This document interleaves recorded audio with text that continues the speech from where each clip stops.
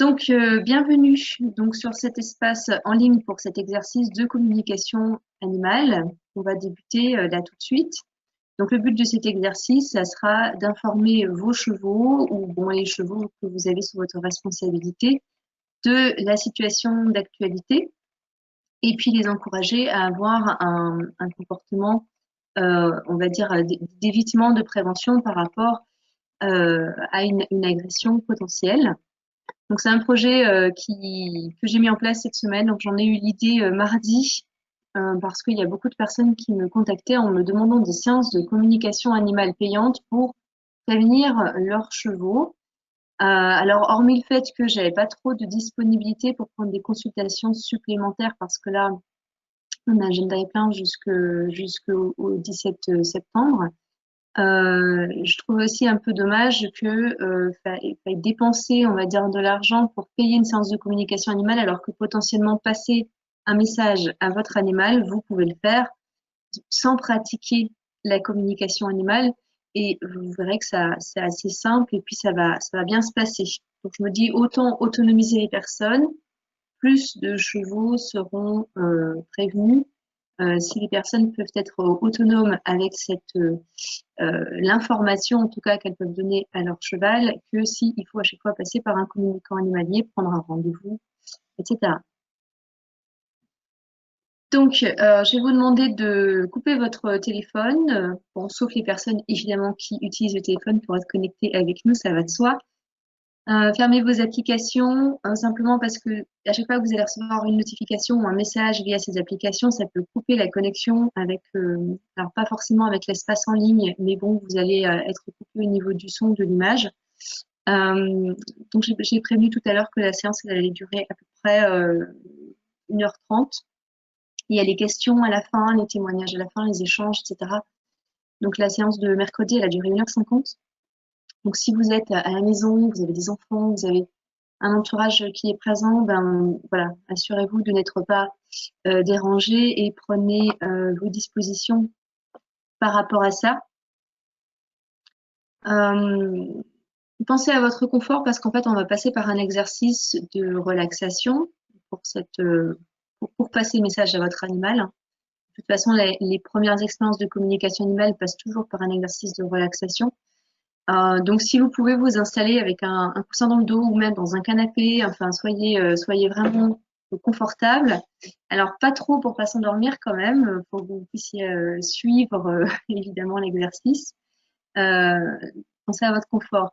Prenez un verre d'eau, etc.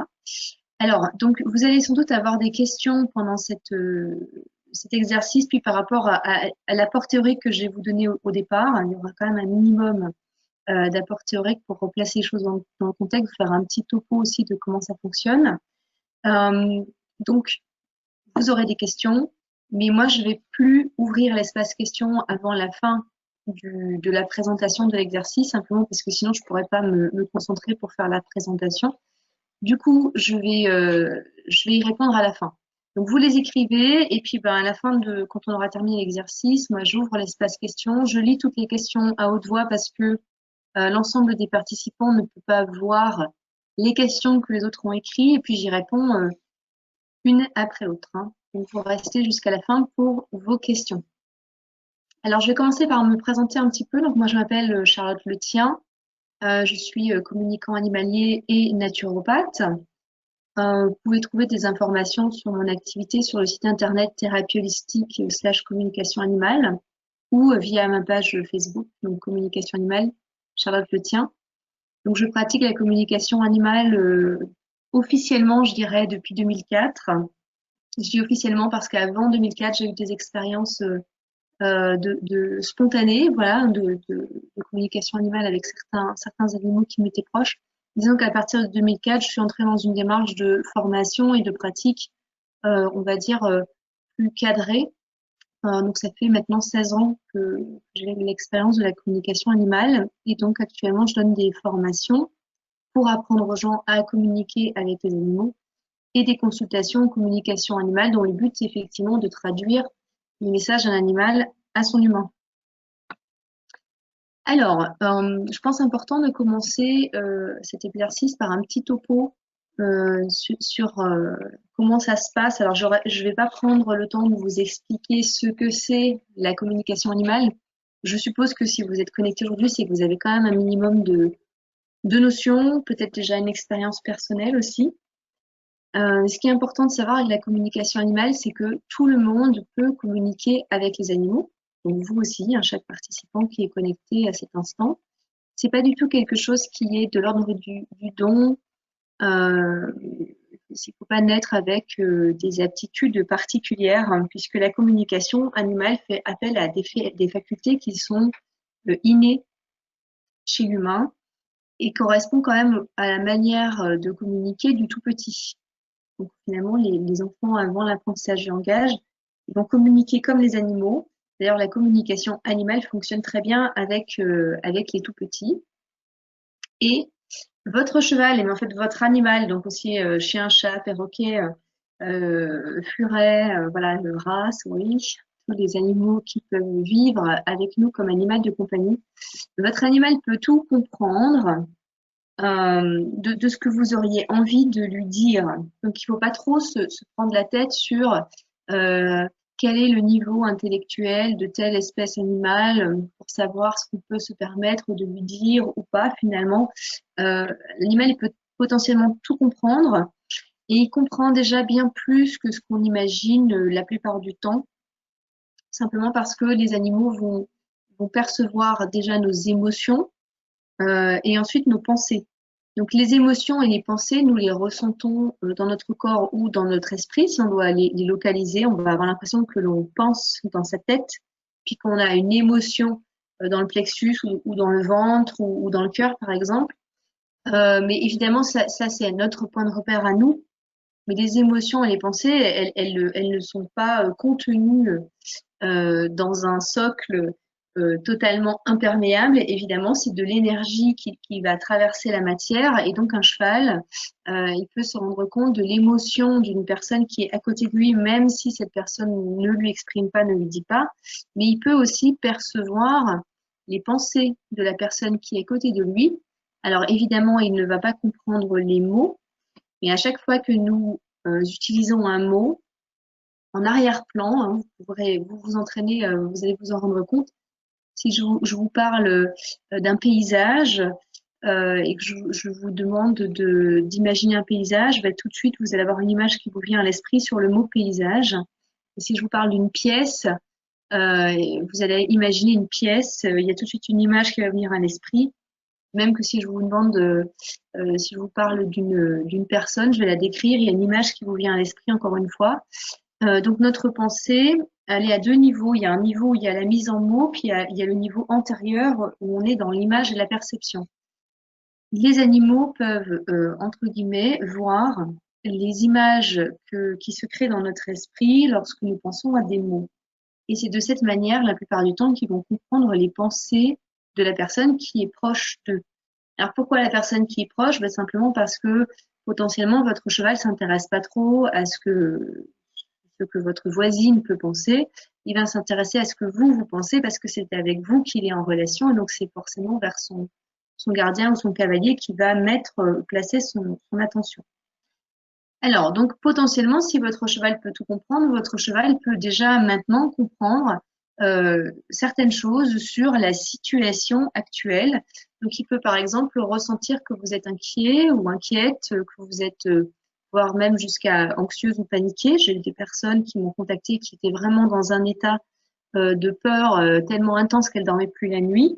Eh ben ça, votre cheval, il peut le ressentir, mais peut-être qu'il va pas forcément comprendre le détail parce que lui, bon, un fait d'actualité ou quelque chose que vous avez lu dans les journaux, c'est complètement abstrait pour lui. C'est pour ça qu'à un moment donné, c'est pas mal de passer par la communication animale pour lui exprimer un message de manière très claire. Donc, l'animal, il comprend mieux si l'intention est claire, puisque lorsque nous réagissons avec notre émotion, nos intentions ne sont pas toujours très clairement exprimées. C'est une sorte de méli-mélo où il y a un mélange d'inquiétude, de peur, d'affection. Voilà. Et ça, c'est un peu flou, évidemment, parce que c'est l'information émotionnelle qui va prendre le dessus et pas du tout l'information factuelle. Donc, il y a la question aussi de savoir comment l'exprimer à l'animal. Donc là, c'est plutôt, c'est plus tard que je vais vous donner les informations précises par rapport à ça, puisqu'on va préparer ce message à communiquer à l'animal ensemble. Et vous verrez qu'on peut soit le préparer sous forme en mots, comme on le dirait à haute voix en humain, soit en visionnant la situation, pour se créer un petit film imaginaire. Donc, je vais revenir là-dessus après. Et puis, évidemment, ça passe beaucoup mieux si la personne qui veut communiquer le message, elle est calme et disponible. C'est pour ça qu'on va passer, du coup, par un exercice de méditation qui va vous mettre dans un état mental et émotionnel de disponibilité, de manière à ne pas avoir des pensées parasites ou des émotions parasites qui viendraient interférer avec le message qu'on a envie de faire passer à l'animal. Donc là, vous, à votre cheval en l'occurrence. Évidemment, c'est mieux de ressentir une connexion particulière avec l'animal au moment où on veut lui faire passer un message, puisque ça signifie quand même qu'on a bien son attention à lui.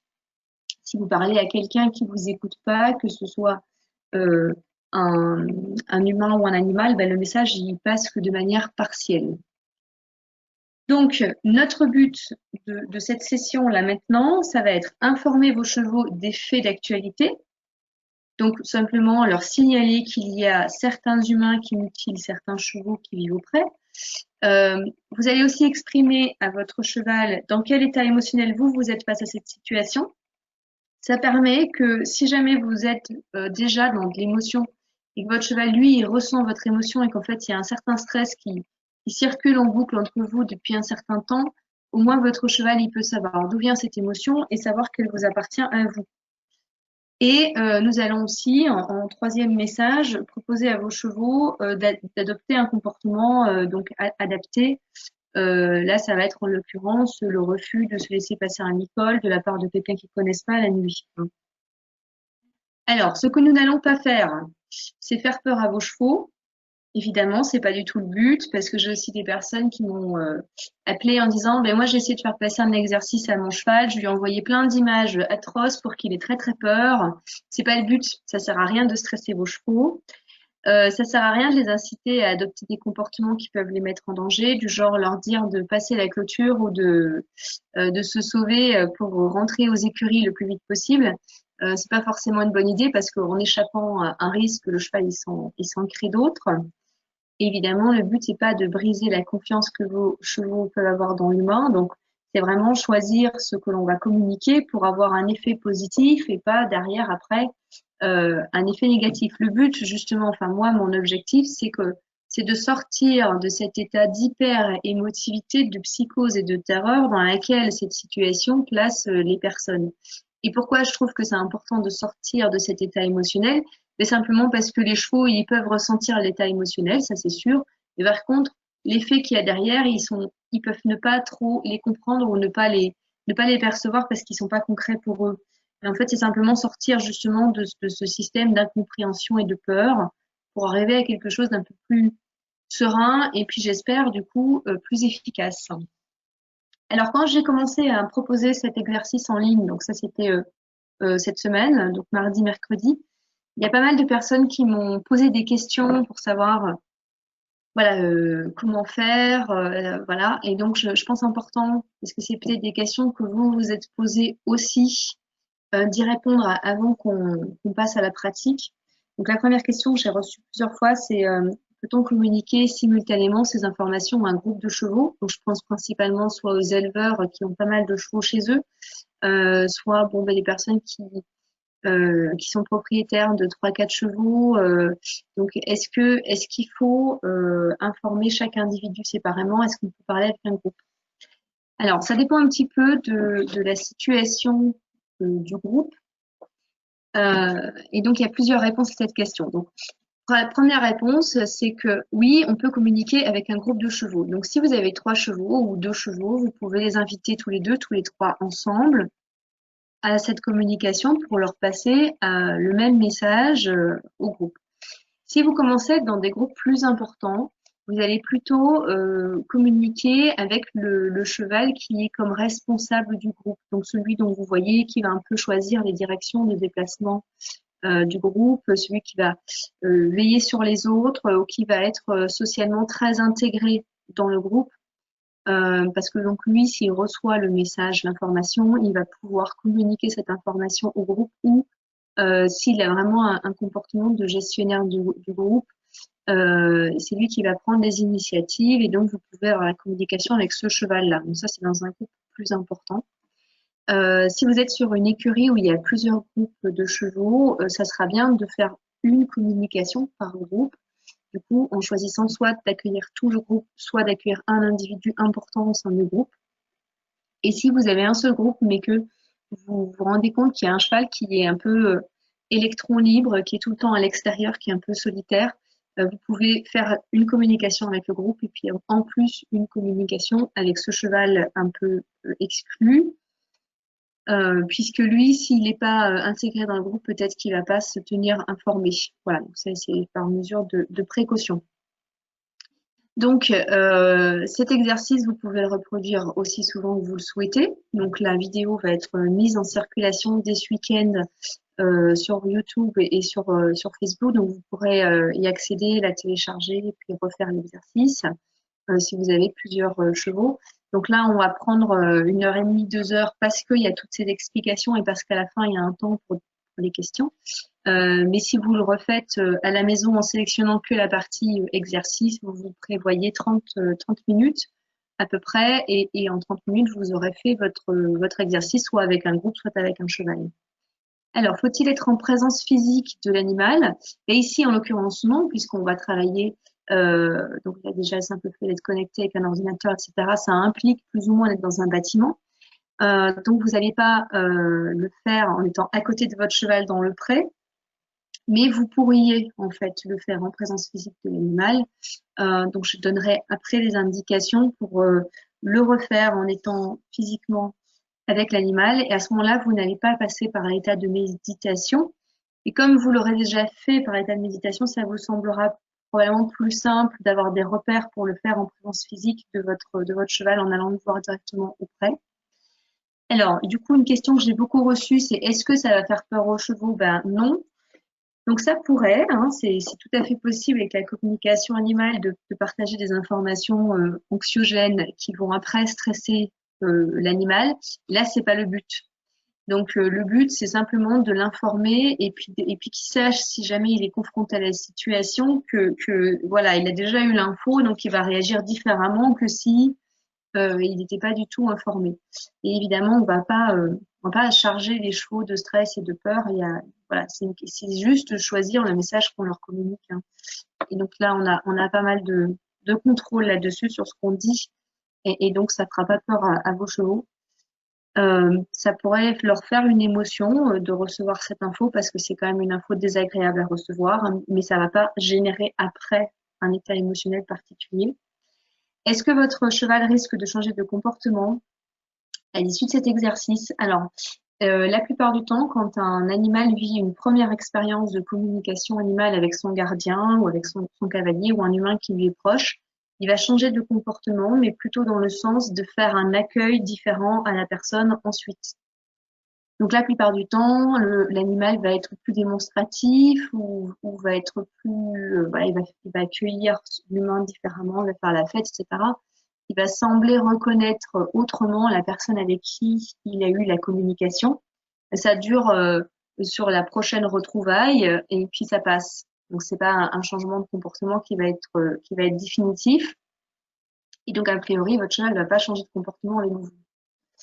Enfin, pas sur le long terme, en tout cas. Vous pourrez vous rendre compte qu'il y a un petit truc un peu différent quand vous allez le revoir parce qu'effectivement, il y a eu cette intimité, cet échange et que du coup, ben voilà, c'est chouette de se retrouver après, mais ça s'arrêtera là. Alors, une autre question qu'on m'a posée, c'est qu'est-ce que la communication animale? Donc, je vais pas prendre le temps d'y répondre ici parce que ça va prendre trop de temps. Donc, si vous vous posez cette question, moi, je vous invite à aller voir effectivement sur mon site internet où je donne quand même pas mal d'informations qui expliquent ce que c'est. Et puis, je propose régulièrement des conférences gratuites en ligne. Donc, dans le but, effectivement, de parler de communication animale. Et donc, en suivant une conférence, vous auriez des informations beaucoup plus pointu. Mais pour faire une définition rapide, donc la communication animale, c'est une méthode de communication qui permet à un humain de communiquer avec un animal. Donc, c'est pas des animaux entre eux, c'est l'humain avec l'animal, et par laquelle l'humain change son mode de fonctionnement pour placer dans ce qu'on appelle un état modifié de conscience, à partir duquel il peut adopter un mode de pensée qui est plus proche de la pensée animale, et ensuite faire une expérience, je dirais, comme de télépathie. C'est pas Pour moi, la communication animale, ça n'est pas de la télépathie, mais si vous connaissez pas du tout, si vous voulez vous faire une idée, vous pourrez se dire que c'est comme de la télépathie. Et donc, à l'issue d'une communication animale, vous pouvez savoir euh, ce que ressent l'animal dans son corps parce que vous l'avez ressenti dans votre propre corps. Vous pouvez savoir quelles sont les émotions de l'animal parce que vous les avez ressenties dans votre vie émotionnelle à vous. Vous pouvez savoir à quoi pense un animal parce que vous avez comme entendu ses pensées. Donc ça va être un échange de perceptions. La communication se passe sous forme de sensations dans le corps, de ressentis, d'images aussi, de sons. Alors parfois il y a des goûts, des odeurs. Hein. Si l'animal a envie de communiquer sur son alimentation, il peut communiquer des goûts, des textures, des odeurs. Euh, voilà, donc c'est ça la communication animale. Et pour que l'humain réussisse à faire ça, dans un premier temps, il passe par un exercice de relaxation qui permet d'être vraiment complètement euh,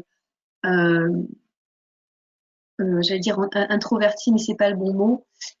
Donc centré sur ses perceptions internes. Voilà.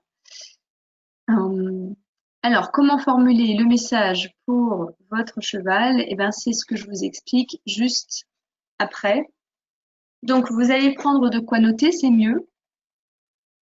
C'est vrai que je voulais pas encore signaler de prendre une feuille, voilà, pour noter. Donc, on va préparer le message pour votre cheval. Alors, la première étape, ça va être de clarifier votre intention. Donc, je pense qu'ici, vu le contexte, l'intention des participants, notre intention, ça serait de faire de la prévention. Hein, Alors, quand votre intention, ça va être que ça n'arrive pas à mon cheval. Donc là, on est dans la négation, c'est-à-dire que quelque chose qui a lieu ne se déroule pas. On va essayer de clarifier cette intention sous forme positive. Donc, mon intention, ça pourrait être que mon cheval reste en sécurité. Ça pourrait être que mon cheval reste serein.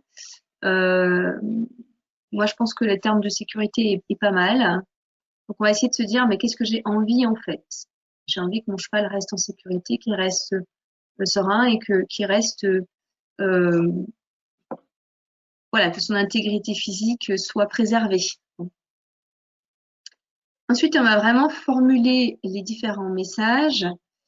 Donc, exactement comme si vous aviez envie de le dire à haute voix à votre cheval. Si vous alliez avoir votre cheval en face de vous, puis vous avez envie de lui parler, je pense qu'on pourrait décomposer ces messages en trois objectifs différents, en trois messages.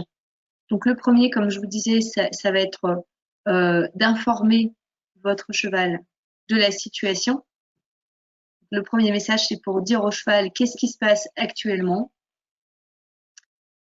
Euh, donc là, c'est de lui signaler qu'il y a des mutilations sur des chevaux de la part d'humains qui sont en général peut-être par deux ou seuls. Voilà, vous pouvez soit vous écrire, enfin alors c'est bien que vous écriviez le message comme une phrase, et vous pouvez en même temps essayer de visualiser la situation. C'est-à-dire donc vous pouvez fermer les yeux 2 minutes et vous créez un film de deux individus pendant la nuit qui rentrent dans un pré et qui blessent un cheval avec une arme blanche, euh, sans en faire un film d'horreur évidemment. Mais vous visualisez la situation parce que si vous amenez en plus de votre phrase un visuel, ça va devenir très concret pour votre cheval. Donc il faut effectivement lui passer l'info que ça a lieu ailleurs, qu'il y a d'autres chevaux qui ont déjà été concernés. Donc le cheval est tout à fait capable de faire cette nuance-là. Il ne faut pas que vous lui disiez que ça va lui arriver à lui, parce qu'on ne sait pas si ça lui arrivera, puis j'espère que ça lui arrivera pas, évidemment. Mais donc vous faites, c'est comme si vous créez un petit reportage, comme si vous étiez journaliste, en une phrase et en une séquence visuelle qui dure quelques secondes. Le premier message, informer les chevaux. Deuxième message, vous allez lui exprimer à votre cheval l'émotion dans laquelle ça vous met. Donc, vous écrivez cette phrase, vous dites, bon voilà, cette situation me met dans telle émotion, vous nommez vos émotions. Ça peut être différent d'une personne à l'autre. Ça peut vous mettre en colère, ça peut vous inquiéter, ça peut vous terroriser. Enfin voilà, donc là, ça demande juste de faire preuve d'un peu de sincérité avec soi-même. De toute façon, votre cheval, il saura tout de suite si c'est effectivement l'émotion dans laquelle vous êtes ou pas, puisque quelque part, il ressente très bien ces choses-là. C'est pas mal de le lui dire parce qu'au moins, vous resituez les choses par rapport au fait que cette émotion vous appartient à vous et que si vous êtes vous dans cet état-là depuis quelques jours, c'est simplement parce qu'il y a ce fait d'actualité. Et puis troisième message, ça sera de proposer au cheval de la vigilance par rapport à cette situation. Donc je te demande de rester vigilant et de te placer en sécurité face à une agression potentielle. Donc ça, c'est par exemple une phrase type, un message assez court qui peut être communiqué comme ça à votre cheval. Et puis, vous allez encore une fois visualiser ce message. Donc c'est comme si vous faisiez donc encore ce petit film dans votre esprit. Vous pouvez visualiser la situation. Deux personnes qui s'introduisent dans le pré de votre cheval pendant la nuit, des personnes qu'il n'a jamais vues. Donc ça, c'est aussi quelque chose que le cheval il peut vraiment comprendre, faire la différence entre des personnes qu'il connaît et des personnes qu'il ne connaît pas. Et donc, vous pouvez lui amener l'information du cheval, de la personne qu'il ne connaît pas. Et puis, vous visualisez cette situation et vous pouvez imaginer un cheval qui reste à distance ou qui prend un comportement de fuite, mais en restant dans la limite de sa clôture, qui refuse du coup d'être approché et d'être lit-collé. Voilà, donc vous créez ce petit film. Parce que donc on va passer le message sous deux formes à l'animal, parce que je sais qu'il y a des personnes parmi vous qui ont facile à visualiser et des personnes qui n'ont pas facile à visualiser. Les personnes qui ont de la difficulté à visualiser, le coup de faire un petit film imaginaire, ça va pas le faire. Donc c'est pour ça que je vous propose les deux approches. Vous allez faire les deux, vous verrez ce qui vous convient le mieux. Donc, pendant l'exercice de relaxation qu'on va faire pour communiquer avec votre cheval, vous allez à chaque fois lui passer le message sous les deux formules. Et si on a préparé ce message maintenant avant d'aller faire cet exercice de communication, c'est simplement parce que vous verrez bien, quand on est dans cet état de méditation, on n'a plus trop les neurones pour réfléchir. C'est un peu ralenti. On va ressentir les choses avec beaucoup d'intensité, mais par contre, la réflexion logique, ça va être un peu compliqué. Du coup, puisque vous avez écrit vos messages sur du papier, vous avez gardé cette feuille avec vous, vous aurez qu'à rouvrir les yeux pour lire si jamais vous savez plus trop ce que vous devez dire. Et comme vous avez pris le temps de visualiser aussi les situations, de vous faire un petit film par rapport à chacun des messages, vous l'avez préparé maintenant, donc quand vous serez dans cet état-là, une fois que vous allez lire les messages que vous avez écrits, ça va vous revenir tout de suite, en fait, ce visuel que vous avez fait maintenant. Et c'est ça qui va être communiqué à votre cheval. C'est pour ça que c'est bien de préparer avant. Parce que sinon, si vous partez comme ça dans l'exercice de méditation, vous allez vous retrouver en face de votre cheval pour lui passer un message et puis vous allez peut-être même pas du tout parler du sujet qui nous intéresse parce que c'est vraiment un état dans lequel on n'est pas très vif d'esprit, je dirais. Alors, une fois que du coup que ce message est préparé, donc vous avez pris note en 3 phrases assez simples. Donc, première phrase pour informer votre cheval de faits d'actualité. Donc, c'est une formulation assez neutre, pas du tout émotionnelle. Deuxième message pour informer votre cheval de l'émotion dans laquelle ça vous met. Vous pouvez aussi visualiser les situations où vous avez fait preuve de stress en présence de votre cheval si ça a eu lieu. Comme ça, lui, il resitue. Il peut savoir que cette scène où vous avez été dans l'émotion, dans le stress, c'était dû à ça et pas à autre chose. Bon, et puis troisième message, donc, suggérer à votre cheval un comportement qui le mette en sécurité par rapport à ça et l'inviter à de la vigilance. Voilà, et une fois que vous avez bien préparé à ça. Donc, on va pouvoir débuter l'exercice de pratique de communication animale en soi. Donc, pour cet exercice, c'est pas mal si vous avez un bon son. Donc, si vous pouvez avoir un casque ou des baffes, vous vous installez confortablement. Si jamais vous avez soif là tout de suite, et si vous devez passer aux toilettes là tout de suite, faites le maintenant, parce qu'on va quand même être pendant 30 minutes dans un exercice de relaxation.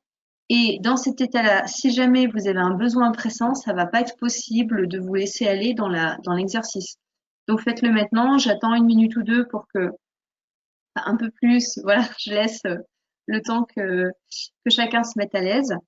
Veillez bien à ne pas être dérangé. Donc, si vous êtes avec un animal dans la pièce, un chien ou qui pourrait aboyer, faire du bruit, essayez de le mettre à un endroit où il va rester calme et surtout silencieux.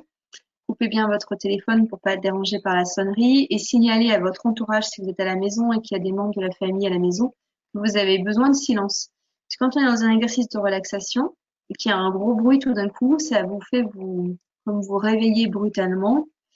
Et vous avez peut-être déjà connu ça, réveillé en plein milieu de la sieste, on a des palpitations, on n'est pas bien après. Et puis si vous vivez ce réveil en étant en compagnie de l'animal de son côté, il peut avoir la même sensation désagréable que vous, hein. Donc c'est bien de se placer dans un contexte où on va être vraiment tranquille pendant cet exercice de relaxation qui va durer 30 minutes. Et donc à la fin, après l'exercice, je prends un temps pour répondre à vos questions. Parce que peut-être vous allez avoir aussi une ou autre difficulté que vous aurez envie de partager pendant cet exercice. Donc, je vais intervenir aussi par rapport à ça. Alors, je couperai la webcam pour pas que vous ayez du mouvement sur votre écran. Parce que si vous gardez l'écran allumé, euh, je vous mets sur cette photo qui, pour moi, invite à la détente et au relâchement. Et je vais couper la webcam pour que vous ne soyez pas dérangés du coup par mes mouvements. Donc, on va commencer là, d'un instant à l'autre. Installez-vous confortablement pour débuter cette relaxation.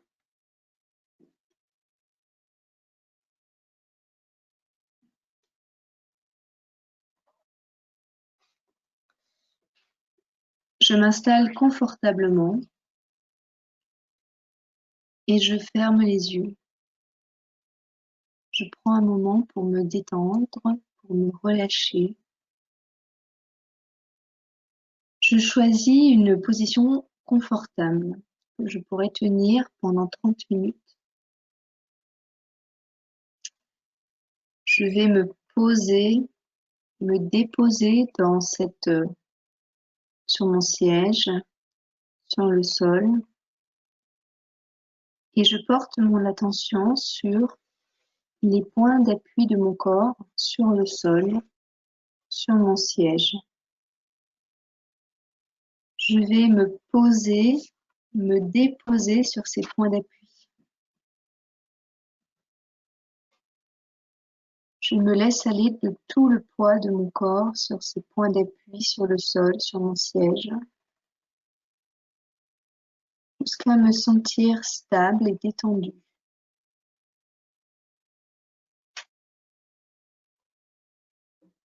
Maintenant que je suis bien installée pour cet exercice de relaxation, je vais détendre tout mon corps en profondeur. Donc, je commence par mes 2 pieds. Je porte mon attention à l'intérieur de mes pieds, le pied droit et le pied gauche.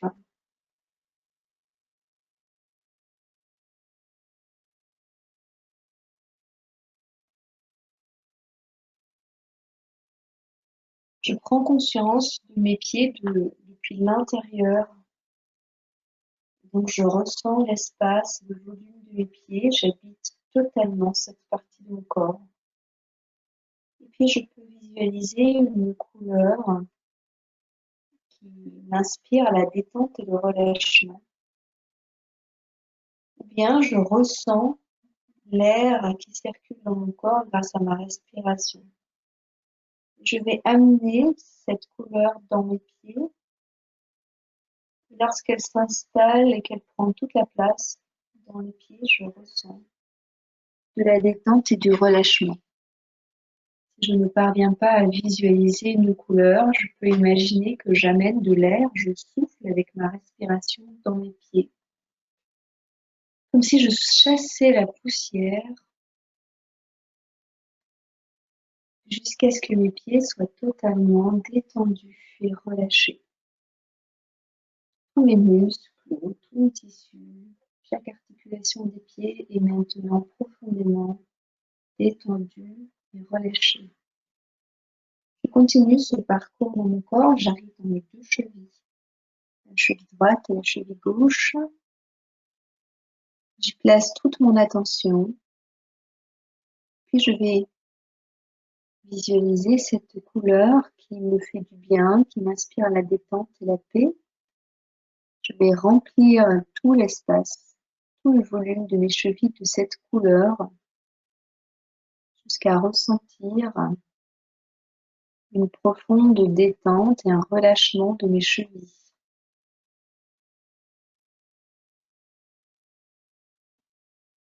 Et si je ne parviens pas à visualiser de couleur, alors je vais utiliser mon souffle, ma respiration. J'amène la respiration jusque dans mes chevilles et je souffle comme pour chasser la poussière, jusqu'à ce que mes chevilles soient totalement détendues, relâchées et confortables. Et donc, je vais continuer ce parcours de mon corps et j'arrive dans mes jambes. Je porte mon attention dans mes deux jambes. Et à nouveau, je pratique cet exercice de détente et de relâchement.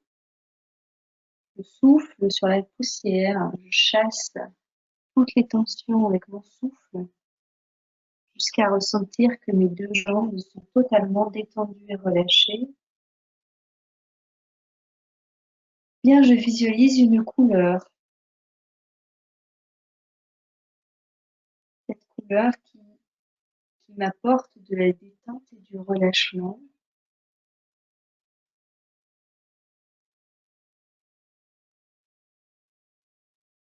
Jusqu'à ressentir que mes deux jambes sont confortables dans le bien-être, totalement détendues et relâchées. Alors, je porte mon attention dans mes genoux. Je m'installe dans mes deux genoux, je place toute ma conscience dans mes deux genoux, toute mon attention dans mes deux genoux.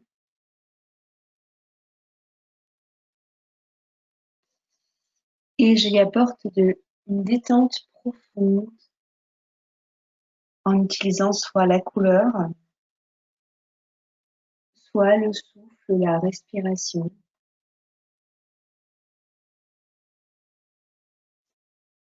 Et ainsi,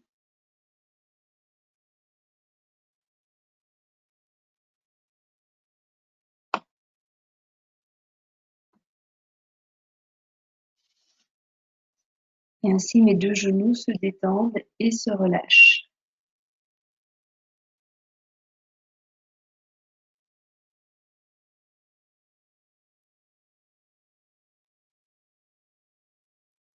Et je porte mon attention dans mes deux cuisses.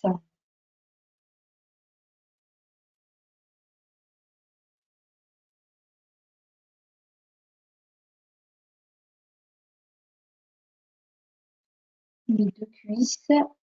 Et donc, j'y place toute mon attention.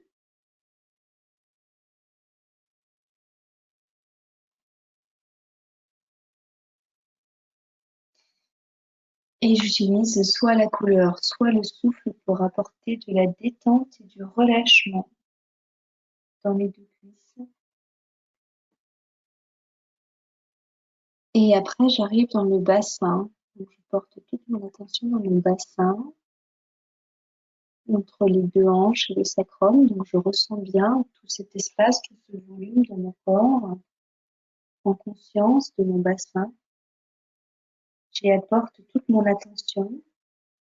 Je ressens mon bassin depuis l'intérieur du corps et j'y apporte de la détente et du relâchement.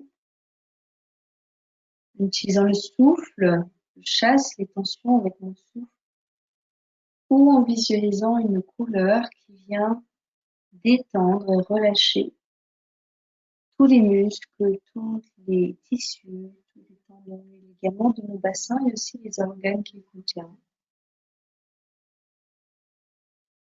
Donc, je choisis l'approche qui me convient le mieux pour me détendre jusqu'à ce que mon bassin soit totalement détendu et relâché.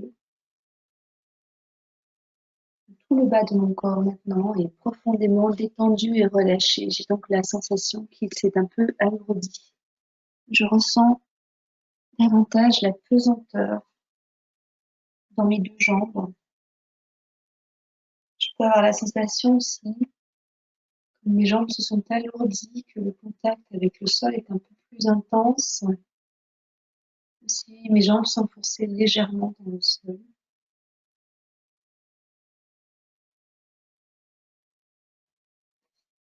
Puis je porte mon attention dans le bas du dos.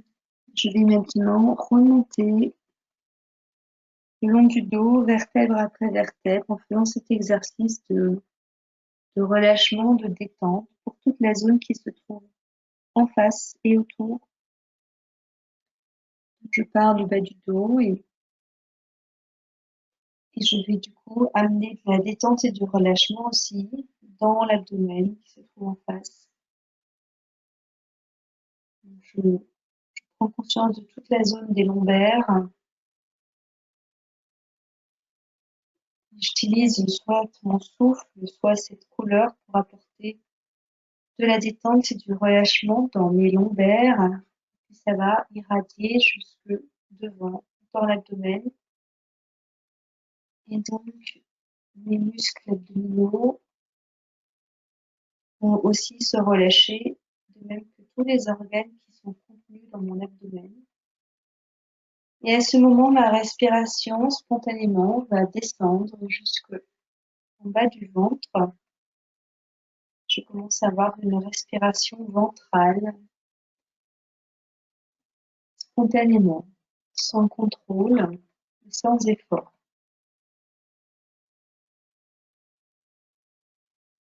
Alors, je continue de remonter le long du dos, j'arrive au dorsal. Je commence à s'attacher les côtes, il va y avoir les côtes flottantes, et puis les dernières côtes, et je remonte le long du dos en apportant de la détente et du relâchement, toujours avec mon souffle ou avec la couleur. Et je ressens progressivement que ma cage thoracique se détend et se relâche. Les côtes et les muscles intercostaux, le diaphragme aussi va se détendre et se relâcher. Ma respiration devient plus ample, plus profonde, assez naturellement aussi. Et je suis bien dans ma respiration grâce à cette détente, à ce relâchement. Et le long du dos, je continue de monter, j'arrive à hauteur des omoplates. Voilà, tous les muscles, tous les tissus de mon dos se détendent et se relâchent. Je chasse les tensions grâce à mon souffle, grâce à la couleur. Puis j'arrive dans les épaules. Je m'installe dans mes deux épaules.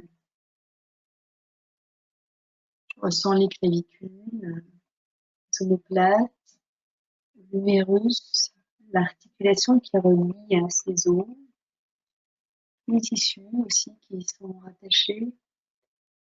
Et j'apporte de la détente et du relâchement dans mes deux épaules. Lorsque mes deux épaules sont détendues et relâchées, j'ai la sensation qu'elles s'affaissent légèrement, se laissent aller. J'ai les bras qui prennent un peu du poids, de la lourdeur aussi, parce que les épaules se sont relâchées.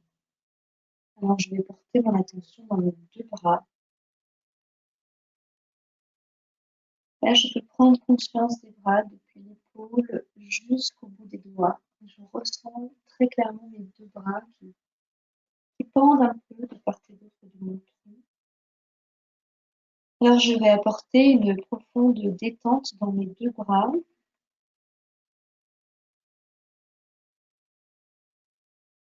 Soit avec le souffle, soit avec la couleur, jusqu'à avoir la sensation que mes bras sont totalement détendus et relâchés, aussi bien dans les coudes, dans les avant-bras, dans les poignets, dans les mains et dans les doigts. Les mains aussi se relâchent et se détendent. Et là, tout mon corps s'abandonne à la pesanteur. Je me laisse aller sur mon siège, sur le sol de tout mon poids. Et les points de contact entre le sol, le siège, mon corps sont plus intenses, plus prononcés. Je vais maintenant m'occuper du coup de ma tête. Je remonte le long des cervicales en partant du haut du dos pour apporter de la détente et du relâchement dans mon cou. Et petit à petit, en remontant, je sens que ma nuque, mon cou et ma gorge vont se détendre et se relâcher jusqu'à avoir la sensation que ça devient très facile de porter ma tête, comme si tout s'était aligné pour que la tête puisse être portée avec légèreté. Et ensuite, je vais arriver dans mon crâne. Je ressens tout ce volume de mon crâne, le cuir chevelu aussi, puis le visage. Je peux même ressentir mon expression faciale à ce moment depuis l'intérieur, simplement en prenant conscience des muscles qui sont un peu crispés, contractés, de ceux qui sont détendus, affaissés. Et je vais amener de la détente et du relâchement dans mon visage avec la couleur, le souffle, au niveau du cuir chevelu du crâne. Et puis je vais finir par me vider la tête. Je peux visualiser ou imaginer comme une fenêtre que j'ouvre sur mon cerveau et toutes les pensées vont s'envoler par cette fenêtre. Il y a un courant d'air qui s'est créé là et qui emporte avec lui toutes ces pensées que je vois s'envoler et je les laisse. Je laisse ce courant d'air traverser. Et moins j'ai de pensées, plus l'air circule facilement, plus il traverse facilement. Et toutes les pensées nouvelles qui arrivent vont être emportées par ce courant d'air à partir de cet instant. Et je me contente de les regarder s'envoler par la fenêtre sans les retenir. Et là, je peux avoir une sensation de légèreté, de confort au niveau du crâne. Finalement, ma tête est devenue bien légère, toujours ancrée au corps, mais légère. À cet instant, je suis totalement détendue et relâchée. Je suis dans le bien-être physique. Et dans cet état de détente, je vais porter mon attention sur mon contact avec le sol. Je prends conscience du sol sous les pieds, de mon contact avec le sol.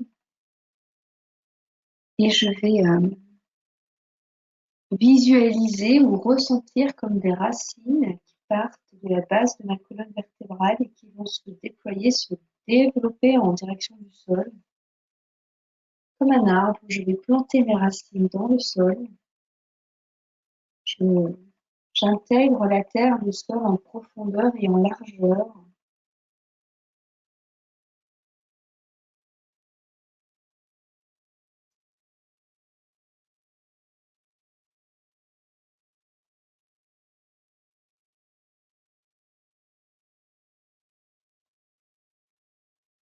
Et donc, je m'ancre dans le sol en profondeur et en largeur grâce à ses racines. Cet ancrage va me donner une sensation de force et de stabilité, de présence aussi, ici, maintenant. Et à présent, je peux visualiser un lieu que je connais ou que je ne connais pas, mais dans lequel je peux me sentir bien. Un espace où j'aurais envie d'aller me promener pour trouver du calme, de la paix, où je pourrais me sentir bien avec moi-même, où je pourrais avoir le plaisir de la solitude, une solitude qui me nourrit, un espace où je peux avoir la sensation de me retrouver tout en étant en sécurité, là où je me sens bien. Et ça peut être un espace que je connais, que je ne connais pas.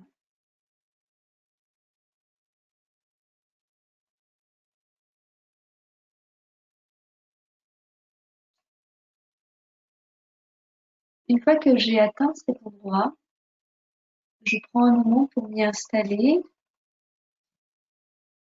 Si j'ai beaucoup d'images, de visuels, je peux prendre le plaisir de regarder autour de moi à l'horizon pour mémoriser ce lieu. Je peux aussi être à l'écoute des sensations corporelles, ce que ça me fait d'être là, ressentir la météo, le vent, s'il y en a, le soleil, s'il y en a, la température. Et je peux aussi tendre l'oreille pour entendre tous les sons de la vie dans ce lieu.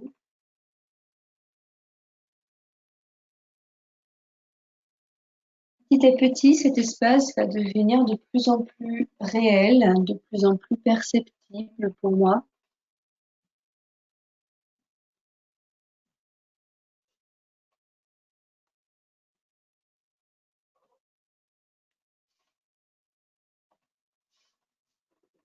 Et une fois que je suis bien installée dans cet espace,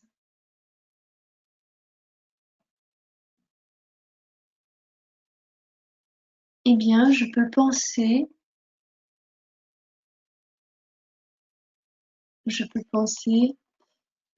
à, à mon cheval, à mon groupe de chevaux, ceux que j'ai envie de prévenir aujourd'hui.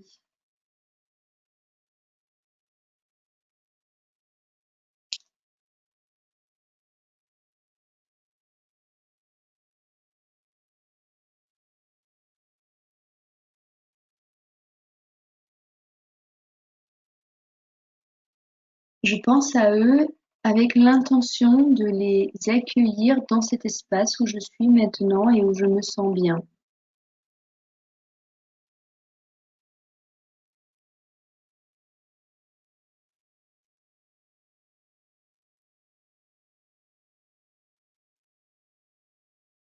Donc le cheval, les chevaux vont recevoir cette information, cette intention. Donc une fois que j'ai simplement pensé à les inviter ou à l'inviter dans cet espace, je reviens à mon observation. J'observe ce qui se déroule après que j'ai invité mon cheval, où je ressens dans mon corps aussi ce qui se passe suite à ça. À un moment donné, je peux avoir la sensation de la présence de mon cheval, de mes chevaux, soit parce que je peux le voir, soit parce que je peux le ressentir, soit parce que j'ai cette conviction, cette certitude qu'il est là, qu'elle est là.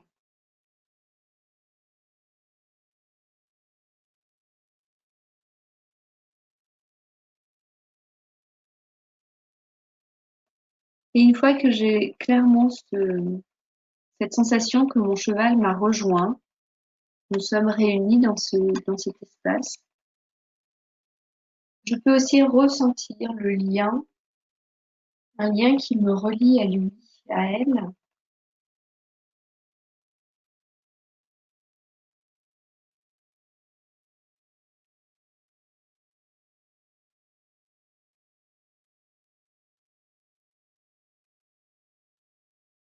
Donc je ressens ce lien qui peut partir du ventre, du plexus, quelque part dans le tronc et qui me relie à mon cheval. Je peux aussi voir ce lien comme un lien d'énergie. Il peut avoir une certaine couleur, une certaine texture, une certaine luminosité ou une intensité, un ressenti corporel. Et donc ainsi, j'ai établi une bonne connexion avec mon cheval, mes chevaux. Je vais pouvoir lui passer un message.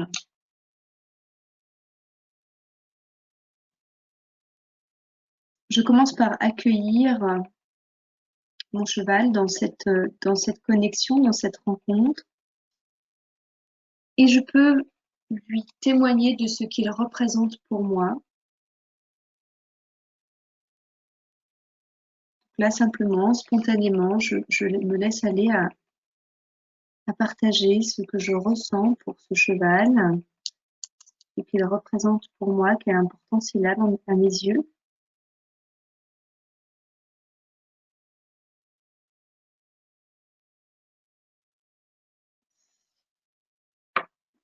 Et puis, je vais lui exprimer que j'ai un message, des messages importants pour avoir son attention. Alors, dans cet état, il suffit de penser pour que l'information passe. Donc, si je pense, j'ai un message important à te communiquer, déjà, mon cheval a reçu l'information et il m'écoute. Et ensuite, vous allez donc informer votre cheval de la situation actuelle, donc en lui communiquant ces messages que vous avez préparés tout à l'heure. Vous pouvez l'informer avec la visualisation de la situation telle qu'elle se déroule. Vous pouvez aussi l'informer simplement en relisant cette phrase avec des mots, et puis ces mots vont prendre forme pour votre cheval, vont prendre un sens pour votre cheval.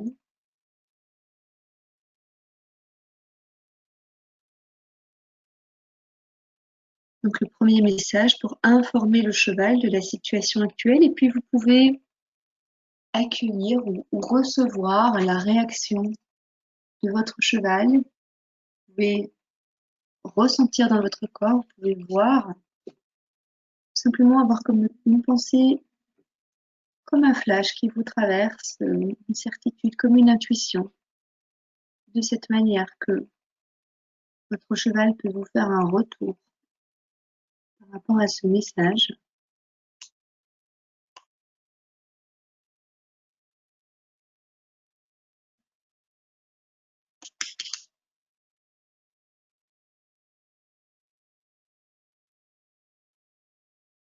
Et puis vous allez lui communiquer le deuxième message, donc qui est votre émotion à vous face à cette situation. Donc, encore une fois, soit vous visualisez, soit vous dites en mots ce message que vous avez écrit, et puis vous accueillez la réaction, le retour de votre cheval face à ce partage, face à ce message.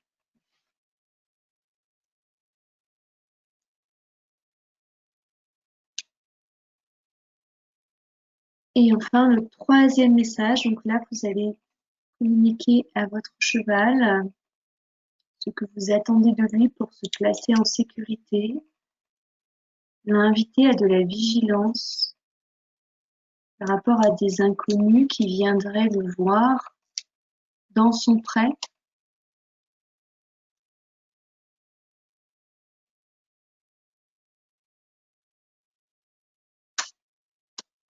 Et une fois que vous avez communiqué ce message, à nouveau, vous accueillez la réaction de l'animal.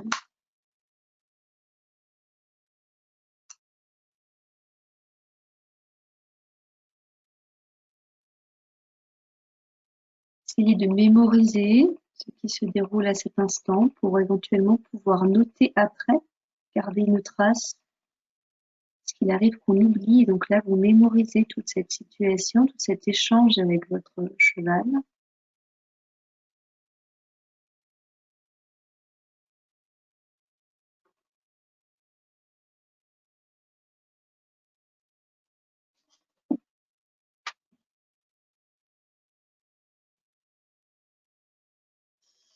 Et puis vous allez remercier votre cheval d'être venu vous rejoindre dans cette communication. Vous le remerciez pour ce partage.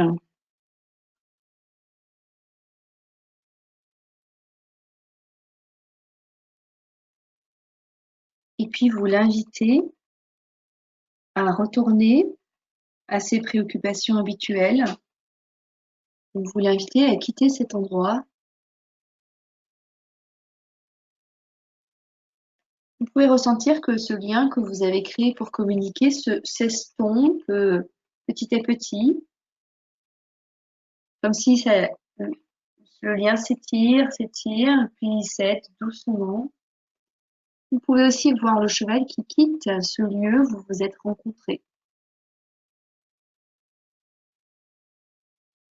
Puis vous allez vérifier que vous êtes bien seul dans cet espace. Donc ressentir votre propre présence, ressentir que vous êtes bien toujours seul dans cet espace. Et si ce n'est pas le cas, il faudra demander à l'animal présent de s'éloigner, de repartir à ses préoccupations, puisque là, vous avez terminé votre pratique pour le moment.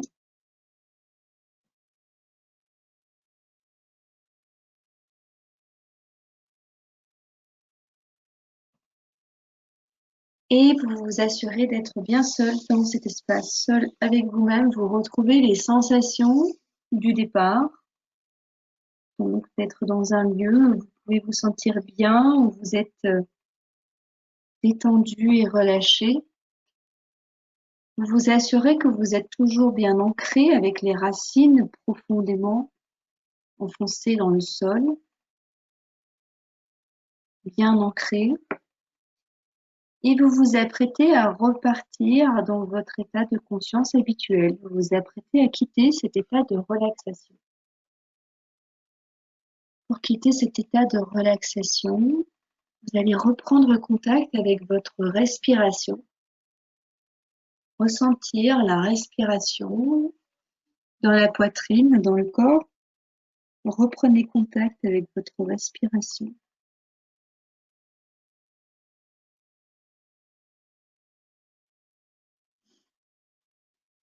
Vous prenez une première grande inspiration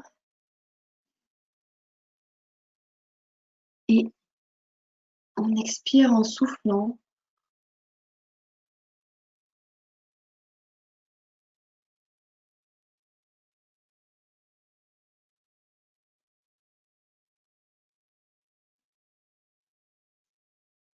Et donc là, vous reprenez contact avec le sol, avec votre siège, les points d'appui de votre corps sur le sol. Deuxième inspiration. Vous expirez en soufflant. Là, vous retrouvez les limites de votre corps. Ça devient plus précis.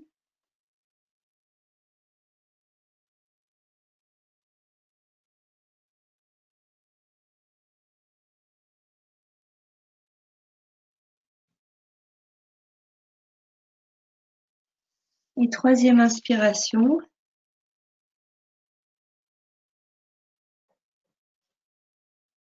Expire en soufflant. Et vous revenez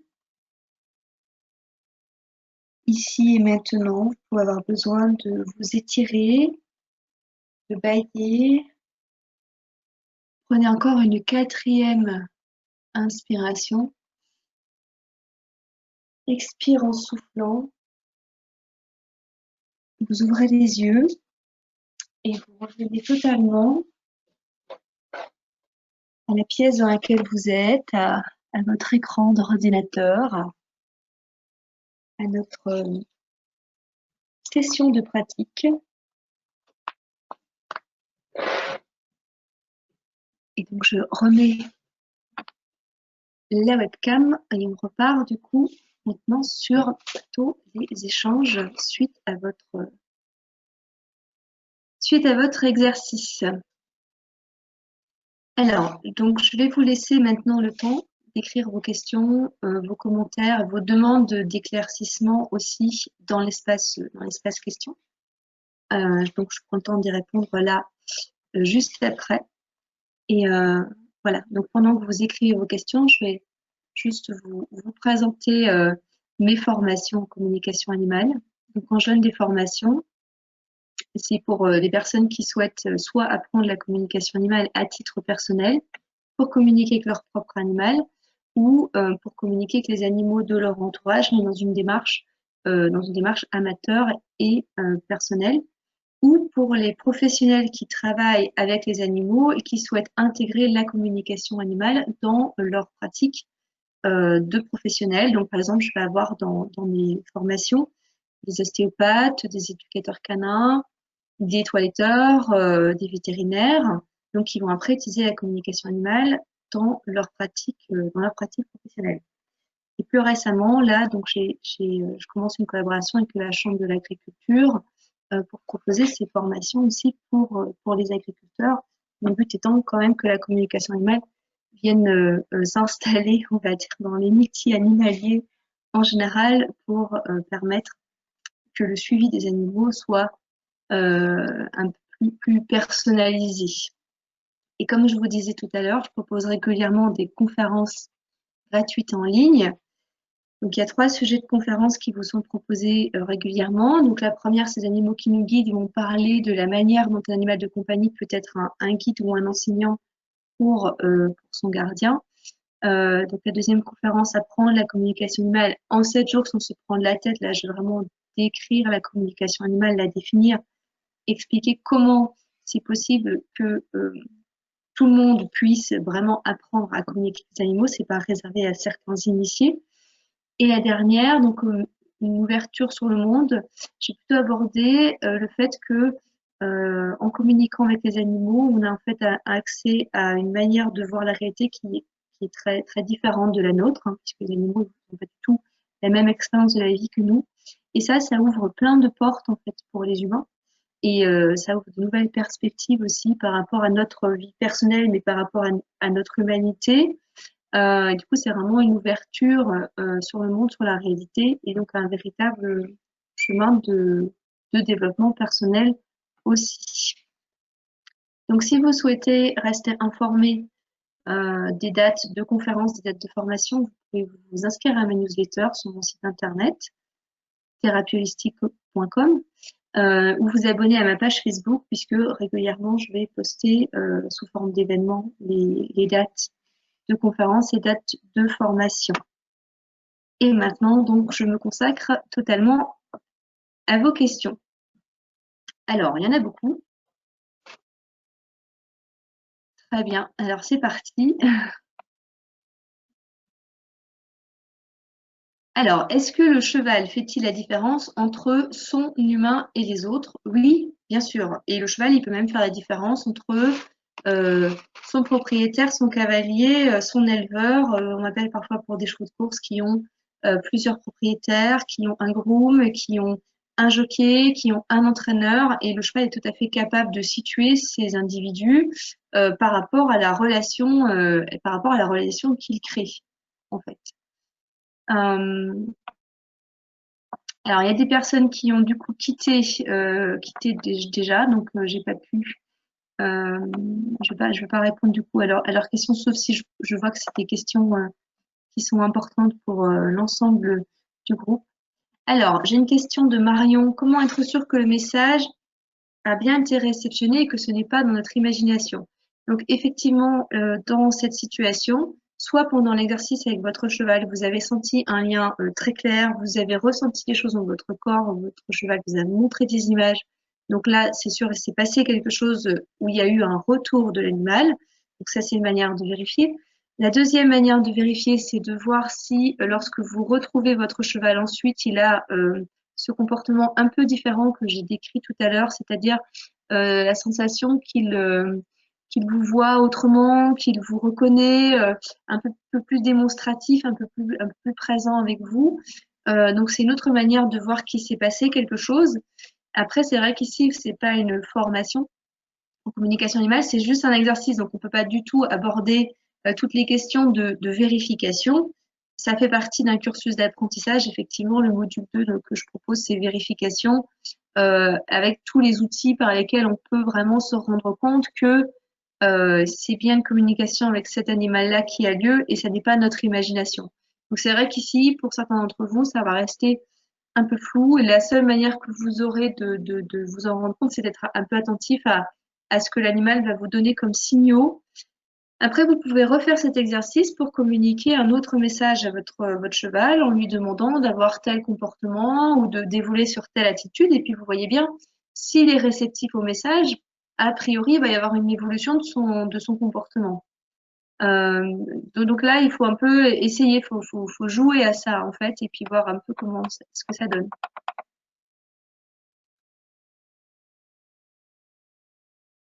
Alors, une question d'Audrey. Est-ce que les chevaux sont connectés à nous en permanence ou pour faire passer un message, faut-il les regarder dans les yeux ou l'isoler des autres? Donc, vos chevaux ne sont pas connectés à vous en permanence parce que la plupart du temps, ils ont une vie sociale, des préoccupations, des stimuli dans leur environnement direct. Donc, c'est vrai qu'ils ne sont pas tout le temps disponibles. C'est pour ça que c'est bien de prendre le temps de créer ce lien au départ. Après que votre cheval soit au moment de la communication seul avec vous, seul dans son pré ou avec d'autres, ça ne change pas grand-chose. Euh, donc, en fait, la seule chose qui peut se passer si votre cheval est dans un groupe, c'est qu'un autre cheval du groupe s'invite à sa place ou prenne sa place ou interfère. C'est des choses qui peuvent arriver. Évidemment, là, bon, ben, sur ce genre d'exercice, pour des personnes qui n'ont pas d'expérience de la communication animale, ça peut être un peu difficile à gérer. Ici, on fait que passer un message et quelque part, si c'est un autre animal du groupe qui le reçoit, ben, tant mieux pour lui. Euh, mais c'est vrai que si vous prenez le temps de créer ce lien, vous êtes au moins certain d'avoir toute l'attention de votre cheval.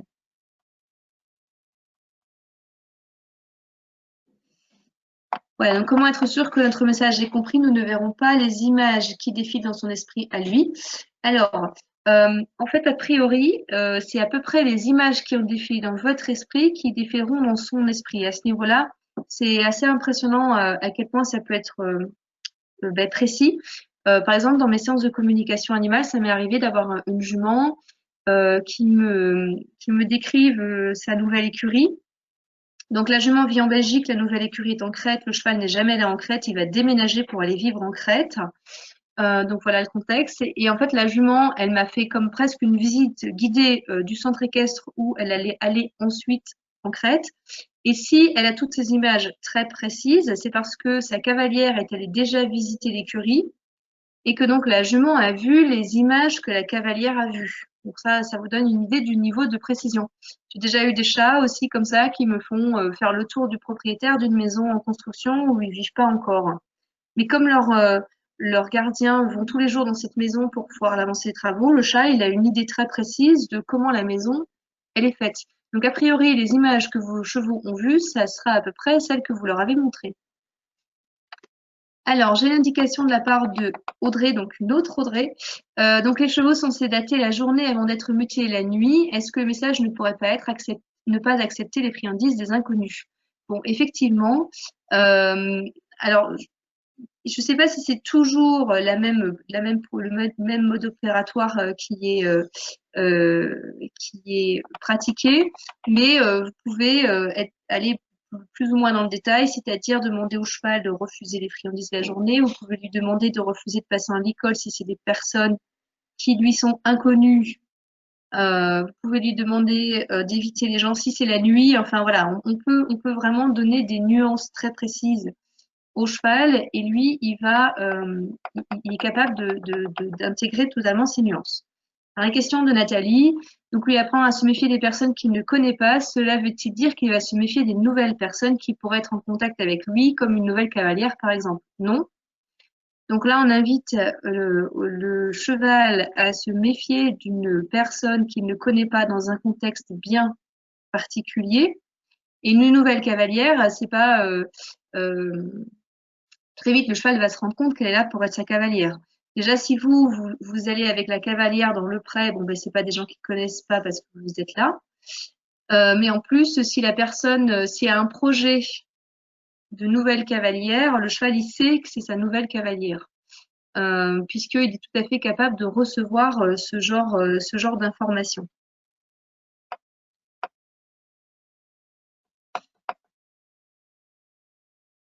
Ah, alors il y a Nati, donc je n'ai pas entendu le message que je devais passer au cheval, je me suis endormie. Donc le message que vous deviez passer au cheval, c'est celui que vous avez préparé juste avant. Donc moi, je n'ai pas dit un message tout fait puisque chaque participant à la session a préparé son propre message. J'ai simplement signalé qu'il y avait le premier message, le deuxième message, troisième message. Donc soit vous vous êtes effectivement endormi et vous avez loupé toute cette partie-là, soit vous êtes arrivé un peu après dans la conférence, donc vous avez loupé la partie où on préparait le message. Alors, la question de Katia, donc le lieu où vous vous êtes retrouvé, c'est le paddock de vos chevaux, est-ce normal? Ben oui. C'est-à-dire que euh, si c'est là où vous vous sentez bien en temps normal, c'est tout à fait possible que du coup ce soit dans cet environnement-là que vous allez quand vous êtes en méditation.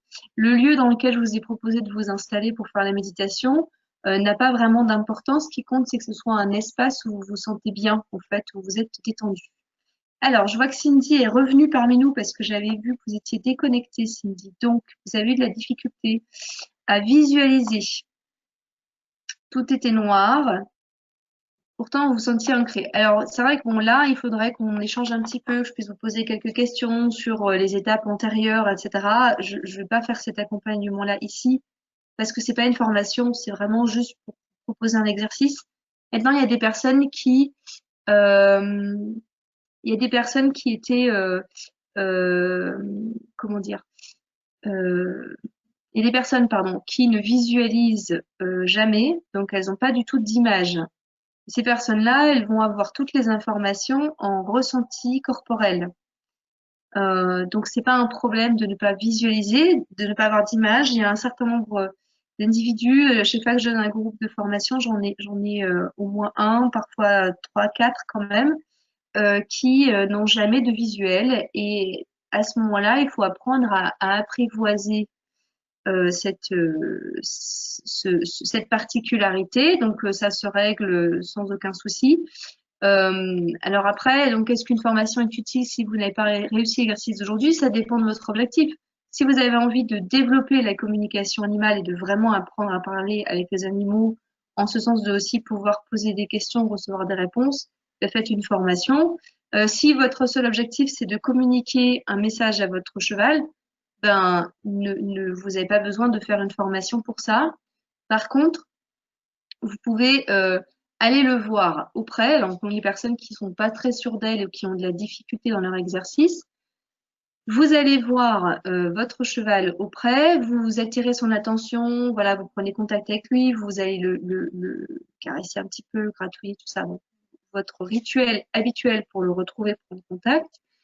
Et quand vous avez bien son attention, vous allez lui communiquer le message. Donc simplement, vous essayez de faire un peu le vide dans votre esprit, vous vous concentrez sur ce qu'on a fait tout à l'heure, c'est-à-dire les petits films que vous avez visualisés et les phrases que vous avez écrites, et vous allez les lui communiquer par la pensée. Donc vous visualisez le film avec l'intention que votre cheval le regarde avec vous, par exemple, ou vous dites à voix haute la phrase qu'on a préparée. Il faut juste être un petit peu concentré, et disons que présent avec l'animal et présent à ce qu'on pense et présent à ce qu'on dit. Et le message va passer aussi de cette manière-là. Alors, je vois qu'il y a une autre personne qui ont eu des difficultés de son à certaines phases de la méditation. C'est pas le cas de tout le monde, donc ça peut être une question de connexion, du coup, d'Internet.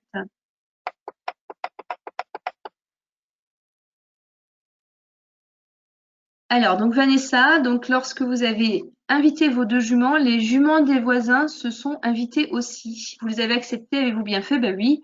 Tant qu'à faire, si on prévient 4 chevaux plutôt que 2. Alors, Candice, je me suis sentie crispée après lui avoir parlé. Est-ce que ça peut être son ressenti à lui? Alors oui, tout à fait. Donc, si c'est le ressenti de votre cheval, a priori, une fois que le lien entre votre cheval et vous est rompu, euh, vous, vous retrouvez dans votre émotion, dans votre ressenti habituel. Alors, Nathalie, donc j'ai vu votre petit témoignage et effectivement, donc du mal avec la relaxation. Ok, mais au moment de voir votre cheval, ressenti une grande émotion, il était vraiment là avec vous. Donc effectivement, là, ça fait partie des ressentis où on sait que la communication a lieu, qu'elle est passée, parce que c'est devenu très clair à un moment donné.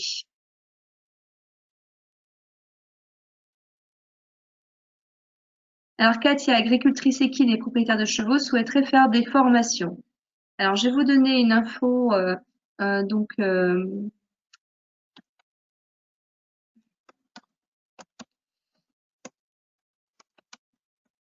par écrit.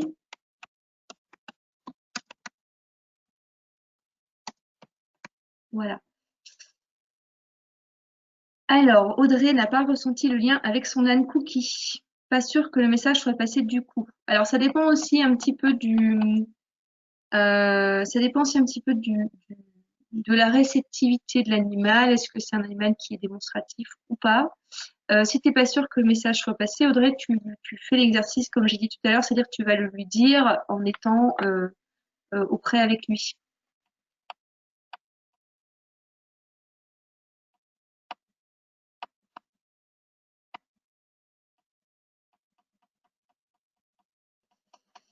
Alors, le ressenti de Marie, impressionnant, je ressentais tout hyper fort.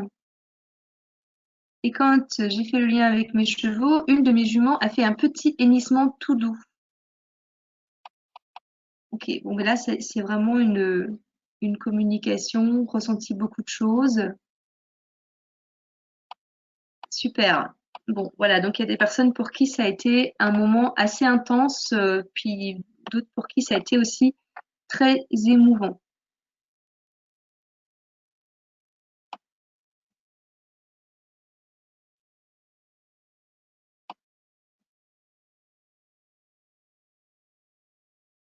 Alors, Charlotte, donc, a eu du mal à faire quitter l'espace dans lequel accueille ces animaux. Oui, mais souvent, franchement, là, quand on fait une première communication avec un animal duquel on est proche, on va avoir un peu ce côté pas envie de se séparer parce que bon, la plupart du temps, ils trouvent ça sympa.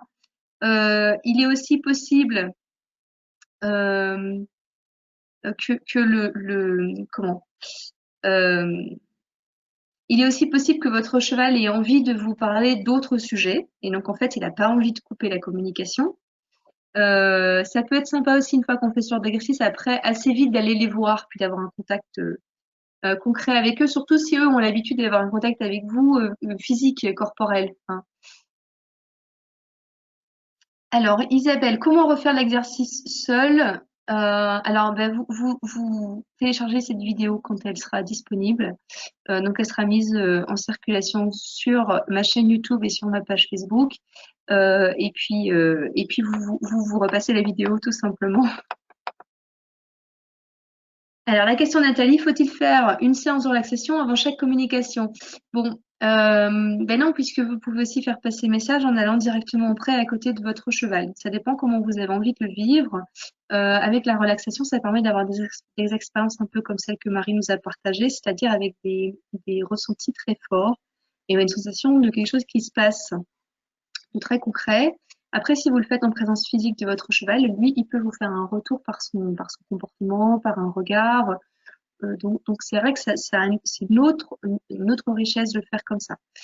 Après, la relaxation que je vous propose, c'est une relaxation d'exercice. Si vous voulez pratiquer la communication animale avec cette relaxation, il y a des fois, ça ira pas. Parce que on n'a pas tout à fait posé toutes les bases nécessaires pour faire des séances complètes de communication animale. Donc là, j'aimerais juste vous guider pour donner un message. Et la relaxation, la méditation, ça fait partie des outils par lesquels on apprend en fait la communication animale. Une fois que c'est appris avec la relaxation, on va s'en passer totalement. Voilà, mais après ça c'est tout un parcours avec des relaxations spécifiques pour apprendre.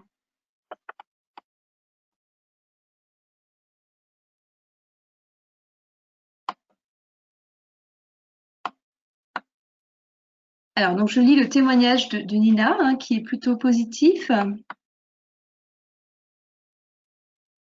J'ai senti qu'il avait compris que je ne dormais pas beaucoup la nuit et qu'il s'en était rendu compte déjà avant l'exercice. Oui, parce que bon, c'est possible que ton cheval était un peu inquiet à se demander qu'est-ce qui t'arrive ces temps-ci, quoi.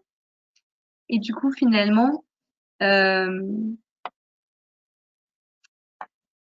que tu dois refaire l'exercice avec elle plus particulièrement ou laisser ton cheval lui expliquer? Donc là, Nina a invité ses deux chevaux. Il y en a un des deux qui a pris toute la place et puis l'autre est arrivé à la fin parce qu'elle était inquiète de savoir ce qui se passait. Mais écoute, ça peut être intéressant de le refaire avec la jument aussi, hein, comme ça tu vois comment elle le reçoit.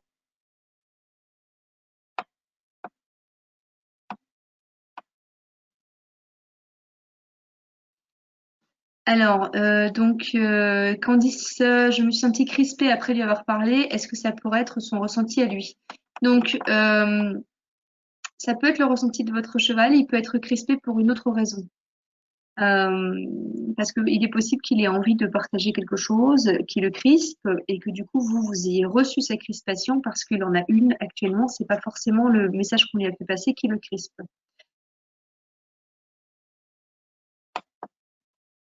Alors, la question de Lise qui est vraiment intéressante. Euh, Est-ce qu'on peut demander à son cheval de nous alerter s'il perçoit un danger? Oui, tout à fait. J'en ai pas parlé plus tôt parce que c'est un peu plus, je vais pas dire technique, mais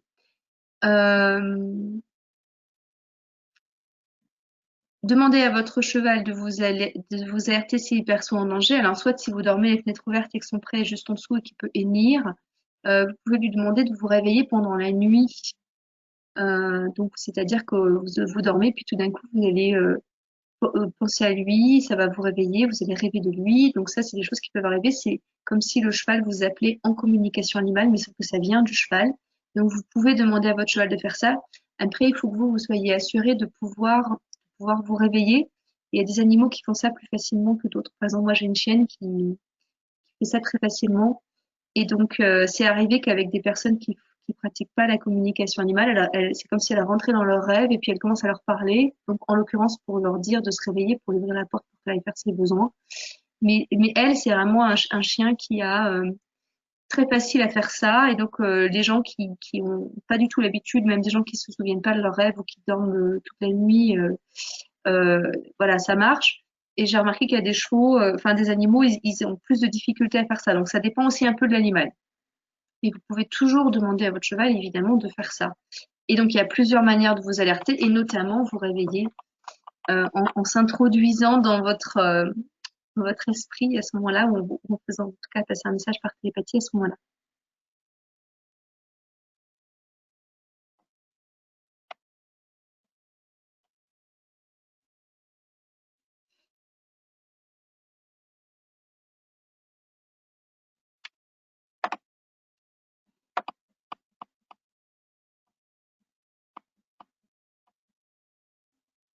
Alors, donc un témoignage de Florence, la frontière est mince entre l'état méditatif et la relaxation et l'endormissement. J'ai cru que j'allais m'endormir. Oui, donc effectivement, c'est toute la difficulté, c'est que l'état recherché se situe pile à la limite entre la relaxation et l'endormissement.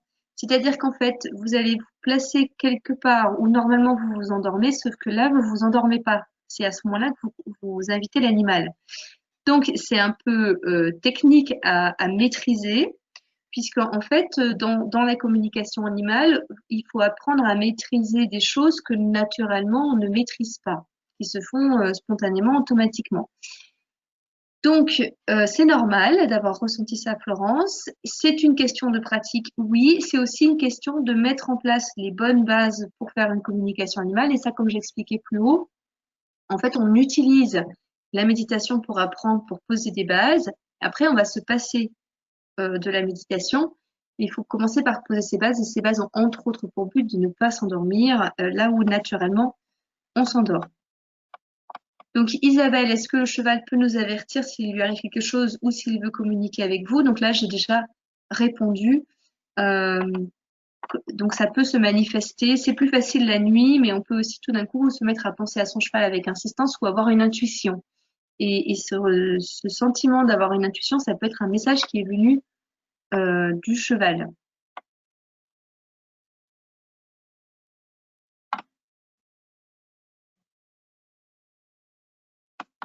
Alors, une question de Aude. Donc, lors de la méditation, L'écureuil s'est présenté. Ça peut être un animal qui est dans l'environnement de tes chevaux et qui a envie euh, de s'inviter. Et ensuite, les formations.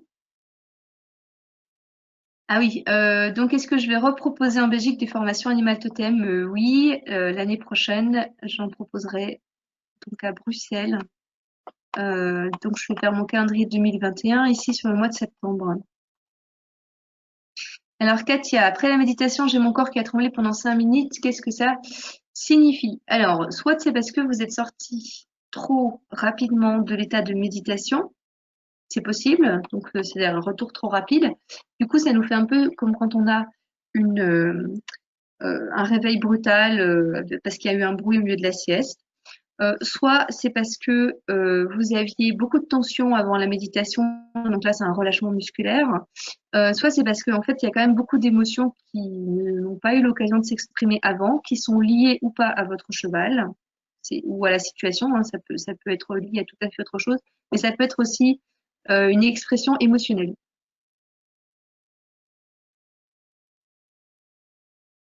Alors Caroline, j'ai ressenti une vague d'angoisse en invitant mon groupe de 3 chevaux.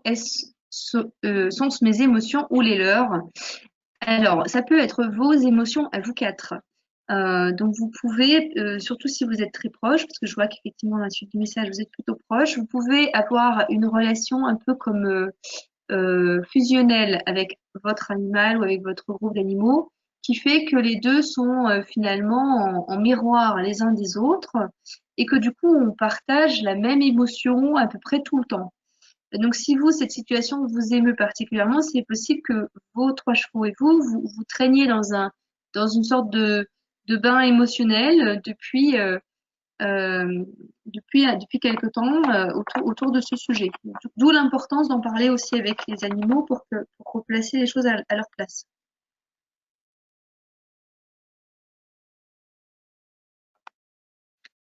Alors, Corinne, j'ai bien lu donc le témoignage, merci. Alors Marie, comment inviter les animaux à partir correctement sans les vexer, les braquer, puisque donc là, votre âne avait envie de rester. Alors, de manière générale, le mieux c'est d'expliquer à l'animal simplement que bon pour vous c'est un exercice que vous n'avez pas l'habitude que ça dure aussi longtemps. La plupart du temps, quand l'animal insiste, c'est parce qu'il a envie de parler d'autre chose. Vous pouvez lui proposer de refaire l'exercice plus tard.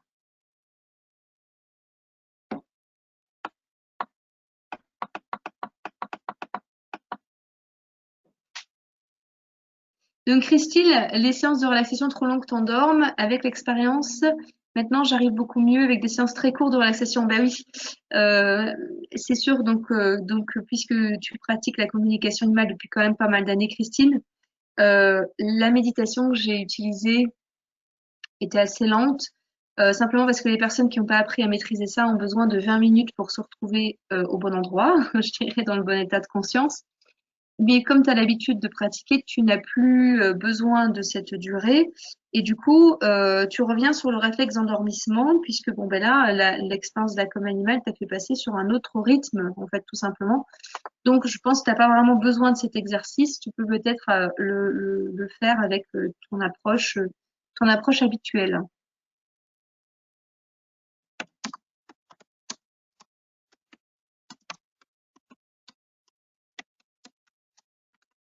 Voilà, j'écris juste une réponse.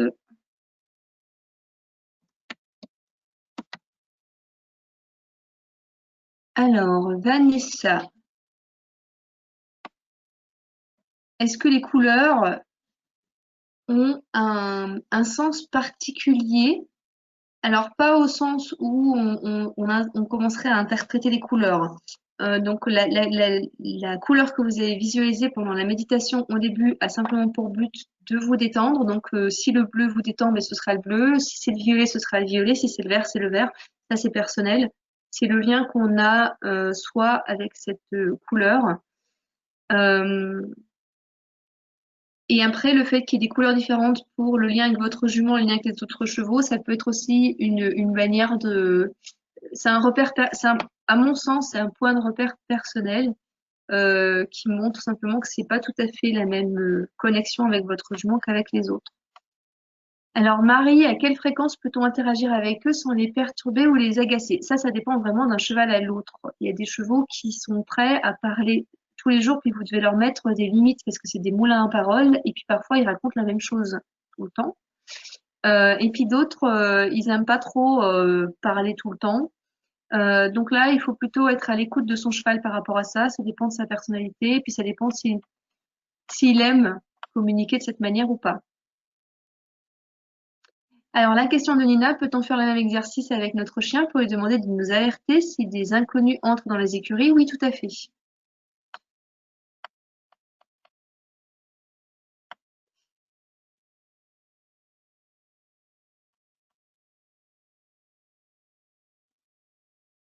Ah oui, donc Christine, voilà, pour rassurer ceux qui s'endorment, on peut y arriver autrement. Oui, effectivement. Ça se dépasse, en tout cas, cette difficulté.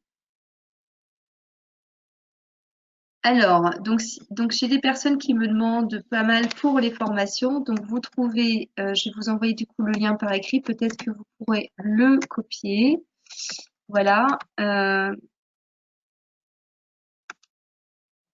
Donc, vous trouvez toutes les infos sur mes formations. Donc, sur mon site www.thérapieholistique/formation. Ces informations sont aussi renseignées sur ma page Facebook.